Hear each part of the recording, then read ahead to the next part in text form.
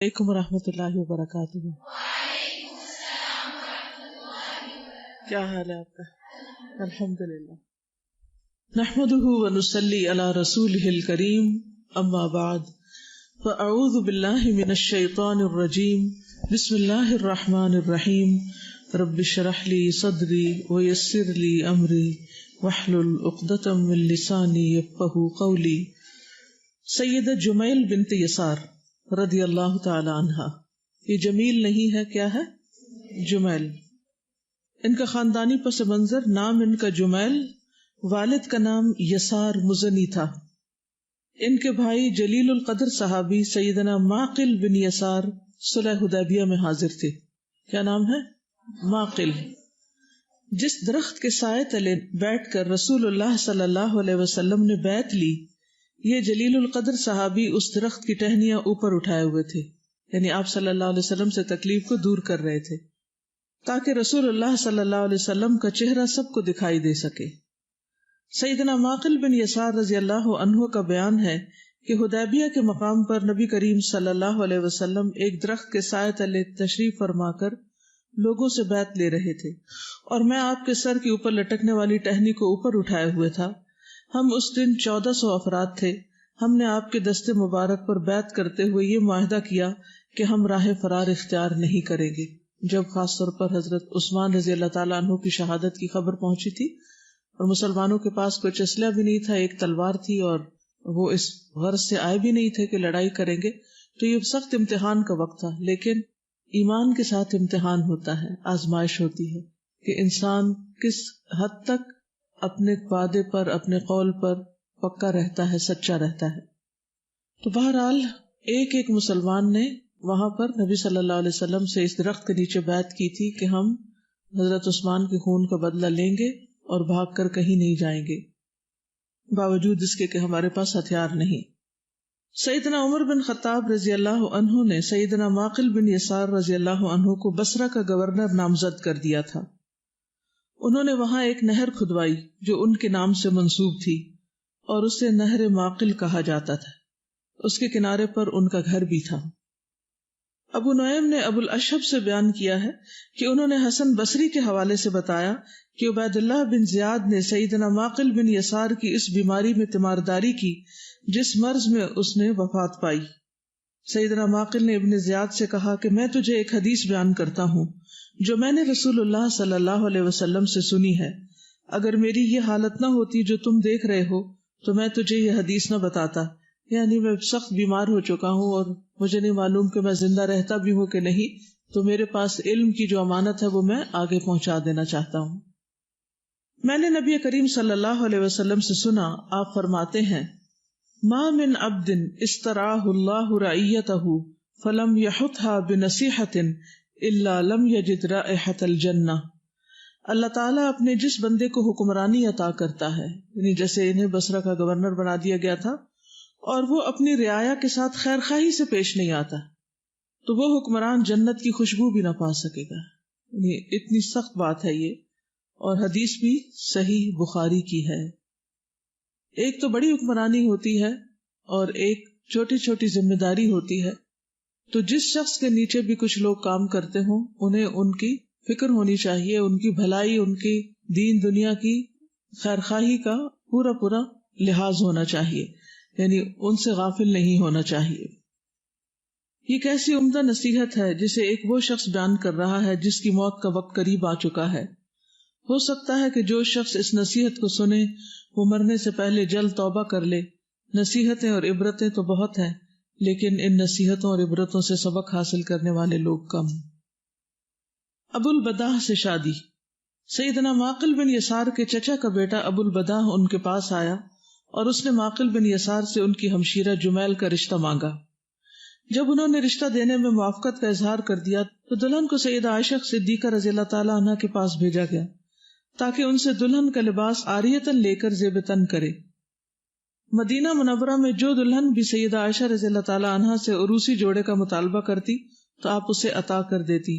اس طرح ان کی رخصتی کا عمل تمام ہوا، یعنی ہر دفعہ کوئی لاکھوں کا مہنگا جوڑا نہیں بنایا جاتا تھا۔ یہ طور طریقے جو آج ہم نے اپنا لیے ہیں اسراف کے، جس کی جواب دہی کرنی ہوگی، یہ اس دور میں نہیں تھے. ایک ہی جوڑا کئی لوگ پہن کر ایک دن گزار لیتے اور کام ختم ہو جاتا. آپ کا کیا خیال ہے اس بارے میں؟ جی کتنا اچھا آئیڈیا، کتنی آسانی ہے، کیونکہ لڑکیوں کی عام طور پر سائز ملتا جلتا ہی ہوتا ہے، بہت کم تھوڑا بہت اونچ نیچ ہوتی ہے. اور حضرت عائشہ نے بھی جو اپنی شادی پر پہنا تھا وہ بھی دھلا ہوا قمیص تھا، یعنی بالکل نیا نہیں تھا، برانڈ نیو نہیں تھا. اصل میں ہم نے اپنی آخرت سے زیادہ، مقصد زندگی سے زیادہ شادیوں کو اہمیت دے دی، اور وہ بھی افسوس کے ساتھ یہ کہنا پڑتا ہے کہ پھر ہونے کے بعد اکثر ایسی ہوتی ہیں کہ نبھانا بھی مشکل ہوتا ہے. جب اللہ تعالیٰ خوشی دے انسان کو اور انسان اس خوشی کے موقع پر شکرانہ ادا کرنے کی بجائے اللہ کی نافرمانی کے کام کرے تو پھر اس کام میں کیا برکت ہو سکتی. سیدنا معقل بن یسار جب بھی اپنی ہمشیرہ کے پاس آتے تو وہ ان سے یہی پوچھتی کہ آج قرآن مجید کا کون سا اور کیا حکم نازل ہوا ہے. یعنی ان کی دلچسپیاں نت نئے کپڑے بنانا نہیں تھے کہ اب کون سی برانڈ آ گئی ہے، اب کون سا نیا ڈیزائن آیا ہے. ہماری لڑکیاں تو یہ پوچھتی رہتی ہیں نا، تو یہ کیا پوچھتی تھی؟ قرآن کا کون سا نیا حکم آیا ہے. یعنی ان کی گفتگو گھر والوں کے ساتھ بھی علمی گفتگو ہوتی تھی. ان کے شوق، ان کی دلچسپی کچھ اور تھی. جیسے ہو سکتا کہ آپ میں سے کچھ لوگ گھر جاتے ہو تو گھر والے پوچھتے ہو اچھا بتاؤ آج کیا پڑھ کے آئی ہو، اور کچھ لوگ صرف کھانا پکانے کی اور کپڑوں کی اور دنیا کی باتیں کر کے اپنا وقت گزارتے ہیں. ہمارے لیے بہترین نمونہ صحابیات ہیں، ہمیں بھی اپنی زندگیوں کو ان کے تابع کرنا چاہیے. جو حکم بھی نازل ہوا ہوتا وہ انہیں بتاتے. اگر قرآن کا کوئی نیا حکم نازل نہ ہوا ہوتا تو وہ حدیث بتا دیتے جو انہوں نے رسول اللہ صلی اللہ علیہ وسلم سے سنی ہوتی. صحابہ کرام رسول اللہ صلی اللہ علیہ وسلم سے دنیا اور اس کے ساز و سامان کے بارے میں سوال نہیں کیا کرتے تھے، وہ ہمیشہ آخرت کے بارے میں پوچھا کرتے تھے اور آخرت میں ہی وہ دلچسپی رکھتے تھے اور اس کے لیے تیاری کرتے تھے. ارشاد باری تعالیٰ ہے جی دیکھ لیجئے کہ نوح کے بعد ہم نے کتنی ہی نسلیں ہلاک کی. تیرا رب اپنے بندوں کے گناہوں سے باخبر اور سب کچھ دیکھ رہا ہے. جو کوئی اس دنیا میں جلدی حاصل ہونے والے فائدوں کا خواہش مند ہو اسے یہی ہم دے دیتے ہیں جو کچھ بھی ہم دینا چاہیں، پھر اس کی قسمت میں ہم جہنم لکھ دیتے ہیں جسے تاپے گا وہ ملامت زدہ اور رحمت سے محروم ہو کر. اور جو آخرت کا خواہش مند ہو اور اس کے لیے کوشش کرے جیسا کہ اس کے لیے کوشش کرنی چاہیے تو ایسے ہر شخص کی کوشش کی قدر کی جائے گی. ان کو بھی اور ان کو بھی، دونوں فریقوں کو ہم دنیا میں سامان زیست دیے جا رہے ہیں. یہ تیرے رب کا عطیہ ہے اور تیرے رب کی عطا کو روکنے والا کوئی نہیں. یعنی دنیا میں دو طرح کے لوگ ہوتے ہیں، ایک وہ جو دنیا کے لیے جیتے ہیں اور دوسرے وہ جو آخرت کے لیے جیتے ہیں. تو ہمیں بھی سوچ لینا چاہیے کہ ہماری سوچوں کا محور و مرکز کیا ہوتا ہے، ہماری دلچسپی زیادہ کس کے ساتھ ہے کہ دنیا بنتی چلی جائے یا آخرت بنے. کیونکہ جو طلب کریں گے اس کے لیے پھر کوشش بھی کریں گے اور انشاءاللہ وہ مل بھی جائے گا. ابو البداء مالی طور پر کمزور تھے. بیوی نے اپنے خامند کی غربت و افلاس کے باوجود صبر و تحمل کے ساتھ زندگی بسر کی. رسول اللہ صلی اللہ علیہ وسلم نے ان دونوں کے حق میں خیر و برکت کی دعا کی. سیدہ جمیل، ان کا خامند ابو البداء اور بھائی معقل بن یسار اکثر اوقات قرآن و حدیث کے مسائل میں بحث کیا کرتے. ان کی یہ بحث و تمہیس اس قدر مفید اور دلکش ہوتی کہ کیا کہنے. ان کے سبب قرآنی آیات کا نزول. سیدہ جمیل، ان کے خامند اور بھائی کے بارے میں قرآنی آیات نازل ہوئیں. محمد بن مثنی نے عبد العالی اور انہوں نے سعید اور قتادہ کے حوالے سے بتایا، وہ کہتے ہیں کہ ہمیں حسن نے بتایا کہ سیدنا معقل بن یسار کی ہمشیرہ کو ان کے خامند نے طلاق دے دی. وہ اسے چھوڑ کر الگ ہو گیا. جب اس کی عدت پوری ہو گئی تو اس نے پھر ان کے ساتھ نکاح کرنا چاہا، لیکن معقل بن یسار کو غیرت اور غصہ آیا اور انہوں نے کہا چھوڑیے، اب اس کہانی کو رہنے دیجیے. اس نے پھر نکاح کرنے کی کوشش کی، لیکن پھر معقل ان دونوں کے درمیان حائل ہو گئے. اللہ تعالیٰ نے آیات نازل کر دی. ارشاد باری تعالیٰ ہے، جب تم اپنی عورتوں کو طلاق دے دو اور وہ اپنی عدت پوری کر لیں تو پھر اس میں مانع نہ ہو کہ وہ اپنے زیر تجویز شوہروں سے نکاح کر لیں، یعنی پہلے ہی شوہر سے دوبارہ نکاح کر لیں، کیونکہ ایک طلاق کے بعد عدت پوری ہونے کی صورت میں دوبارہ نکاح بھی ہو سکتا ہے، جبکہ وہ معروف طریقے سے باہم نکاح کرنے پر راضی ہوں. تمہیں نصیحت کی جاتی ہے کہ ایسی حرکت ہرگز نہ کرنا، یعنی ان کے راستے میں رکاوٹ نہ بننا، کیونکہ عام طور پر جب لڑکی گھر آ جاتی ہے تو ماں باپ پھر کسی صورت میں روٹھی ہوئی کو بھی ماننے نہیں دیتے، کہاں یہ کہ دوبارہ نکاح کرنے دے.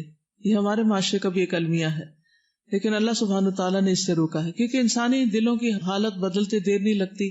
انسان اپنی غلطیوں پر معافی مانگ لیتا ہے، اس سے جو کوتاہیاں ہوتی ہیں، خاص طور پر میاں بیوی کے حق میں ایک دوسرے سے جو کوتاہی ہو جاتی ہے، انسان جب غصے میں ہوتا ہے تو بہت کچھ کر جاتا ہے، لیکن جب غصہ ٹھنڈا ہوتا ہے اور اپنا مستقبل اور بچوں کا دیکھتا ہے تو پھر سوچتا ہے کہ میں نے غلطی کی اور واپس جانا چاہتا ہے. تو اسلام نے آخری حد تک واپسی کے راستے کھلے رکھے ہیں، الا یہ کہ کوئی اس تعلق کو مذاق ہی بنا لے یا عورت کو ستائے، تو اس صورت میں پھر جب 3 طلاقیں 3 دفعہ ایسا ہو جائے تو پھر راستہ بند کر دیا کہ بار بار اللہ کی آیات کو مذاق نہ بنایا جائے.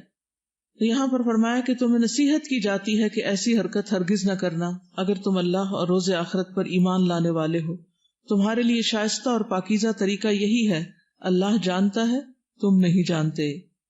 رسول اللہ صلی اللہ علیہ وسلم نے سیدنا معقل بن یسار کو اپنے پاس بلایا اور انہیں یہ قرآنی آیت پڑھ کر سنائی تو انہوں نے اپنی غیرت اور غصے کو ختم کر دیا. کتنی بڑی بات ہے، کتنی بڑی بات کہ اللہ کا حکم آئے اور انسان اس کے آگے جھک جائے کہ بس میری مرضی نہیں، اب اللہ کی مرضی. اور اللہ تعالیٰ کے حکم کے آگے سر تسلیم خم کر دیا اور اپنی قسم کا کفارہ ادا کر دیا.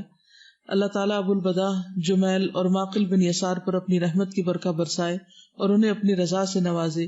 یہ مومن لوگ تھے اور دین اسلام کے ساتھ وابستہ تھے. آمین یا رب العالمین. کیا سیکھا آپ نے اس سے؟ السلام علیکم. اساتذہ میں نے یہ سیکھا کہ بالکل سٹارٹ میں جب وہ ان سے ملنے کے لیے ایک صحابی آتے ہیں تو وہ کہتے ہیں کہ مجھے اپنی زندگی کا نہیں پتا، فوراً حدیث بتا دیتے ہیں. تو ہم لوگ یہ سوچتے ہیں شاید ہم ابھی علم حاصل کر رہے ہیں تو ہم آگے شاید ابھی پہنچانے کے قابل نہیں ہیں، جبکہ ہمیں یہ دیکھنا چاہیے کہ ہمارے پاس جتنا بھی ہے جو بھی ہے جو ہم نے سیکھ لیا وہ آگے تک پہنچاتے جائیں. بلغوا انی ولو آیا، آگے پہنچاؤ ایک آیت، کیونکہ کئی لوگ بالکل پیاسی زمین کی طرح منتظر ہوتے ہیں کہ کوئی خیر کی بات انہیں پتہ چلے، اور جن کے پاس خیر کے خزانے بھرے ہوئے ہیں وہ ان میں سے کچھ نہ دے تو بڑی زیادتی کی بات ہے. اور اساتذہ ایک یہ دیکھا کہ حریص ہے علم کے، ان کی جو بھی گفتگو ہوتی ہے، معاملات ہوتے ہیں سارے علم کے، قرآن اور حدیث کے، بالکل، اور ہمارے اس سے بالکل اپوزٹ ہیں. ہم سب کو بھی اپنی گفتگو کا جائزہ لینا چاہیے کہ ہم عام طور پر کیا باتیں کرتے رہتے ہیں، ہماری دلچسپیاں کیا ہیں. جی ابھی پرسوں کی بات ہے، میں نے اپنی جانے والے کو بتایا کہ ان کی شادی ہے نیکسٹ ایئر نا، تو انہوں نے کہا کہ آپ مہندی کا فنکشن نہ کیجیے گا نا، سمپل مطلب شادی جیسے سنت میں جائز ہے. تو کہتی ہے کہ ہاں پتہ ہے مجھے کہ مہندی جو نا وہ ہماری سنت میں نہیں ہے، لیکن بس میری مرضی ہے تو جیسے میں چاہوں گی ویسا ہی ہوگا. کیونکہ ہماری خواہشات ایسی ہیں کہ ہم ان کی خاطر ہر چیز قربان کرنے کو تیار ہیں. جی اس کے نا بالکل بگننگ میں ایک پوائنٹ ہے کہ جب حضور صلی اللہ علیہ وسلم سے بیعت لے رہے تھے لوگ تو ماکل جو تھے وہ فیسیلیٹیٹ کر رہے تھے، لیکن ہمارے ہاں یہ ٹرینڈ نہیں ہے. ہمیں جو بھی دین کے لوگ ملتے ہیں ہم ان کو پوائنٹ آؤٹ کرنا شروع کر دیتے ہیں، کمپیریزنس کرنا شروع کر دیتے ہیں. ایون اب جو ٹاک شوز آتے ہیں یا ایون جو پولیٹیشینز بھی بیٹھتے ہیں تو وہ بھی دین کے لوگوں کو بلا کے اور ایک ایسا سینیریو کریٹ کر دیتے ہیں کہ کچھ آبجیکشنیبل پوائنٹس نکلتے جائیں، کمپیریزنز اور جھگڑے. نسبتاً یہ کہ کوئی اچھی بات لے رہے ہیں ہم اس کو آپٹ کریں، اس کو پازیٹیولی لیں، ہم کوئی اور سینیریو ڈیولپ کر دیتے ہیں. تو رسپیکٹ ہر دین والے انسان کی ہے جو دین آگے پہنچائے. بالکل، ہم سب کو یہ سوچنا چاہیے کہ اگر ہم اپنے دین کو رسپیکٹ نہیں دیں گے تو ہماری رسپیکٹ اللہ کی نگاہ میں کیا ہوگی. جی استاذ، یہ فرسٹ پیراگراف میں یہی والی جو بات ہے نا کہ یہ وہ جلیل القدر صحابی ہے کہ اس درخت کی ٹہنیاں اوپر اٹھائے ہوئے تھے، تو بعض نیکیوں کے مواقع ہوتے ہیں، یعنی